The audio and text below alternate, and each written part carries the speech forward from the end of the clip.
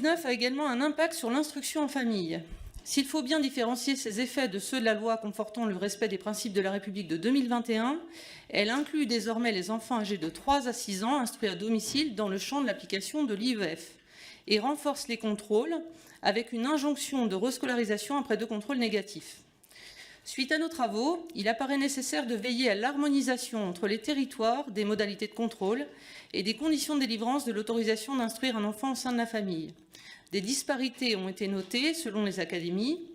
Sans doute faut-il également veiller à faire généraliser une attitude aussi attentive que compréhensive envers les familles lors des contrôles, certaines ayant évoqué des entretiens parfois abrupts, voire empreints d'a priori. L'IEF reste une modalité d'instruction qui concerne peu de familles et souvent pour une courte durée. Haro sur l'instruction en famille, dont on a considérablement réduit la liberté et dont on sent la méfiance qu'il vous inspire. Cette loi sur l'école de la confiance laisse évidemment pantois parce que tout ce que nous pensions de négatif est arrivé. Que l'on pense notamment aux difficultés des familles pour l'instruction en famille, avec beaucoup de difficultés qui nous remontent en tant que parlementaires de nos territoires. Ensuite, alors Madame Genevard, vous soulignez plein de sujets qui sont très intéressants, effectivement la laïcité, le harcèlement, etc.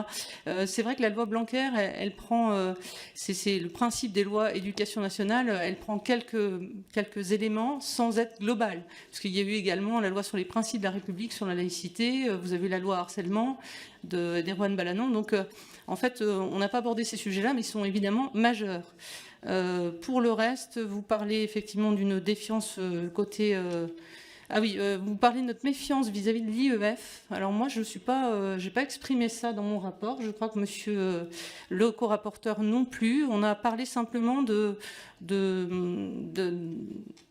on a plutôt préconisé qu'il y ait vraiment une attention lors des contrôles pour que les familles soient comprises. Il y a une intention d'État sur évidemment la prise en charge de ces enfants, mais évidemment il faut faire preuve de compréhension vis-à-vis de ces familles qui ne représentent que 0,44% de l'ensemble de l'enseignement scolaire. Donc pas de méfiance. Je partage ce qu'a dit ma collègue la députée Bagné. Il n'y a pas dans notre esprit de volonté de crier haro sur l'IEF. On a rencontré, on a auditionné un certain nombre d'associations, un certain nombre de familles. Tu l'as dit, l'IEF concerne par ailleurs une proportion très restreinte. Moi, je considère que la stigmatisation dont certaines familles peuvent faire l'objet actuellement ne me semble absolument pas, absolument pas légitime et absolument pas normal. On a assisté ces derniers temps à un durcissement des règles, c'est ce que toutes les associations ont déploré, à un durcissement évident des règles concernant l'instruction en famille. Vous l'avez compris, moi, le modèle auquel j'adhère, c'est bien évidemment celui de l'école publique. Bon, mais quand on est confronté à une situation telle que celle qu'on a décrite, où il n'y a pas assez d'AESH, où les classes sont surchargées, je peux comprendre parfois que certaines familles prises à la gorge fassent un autre choix.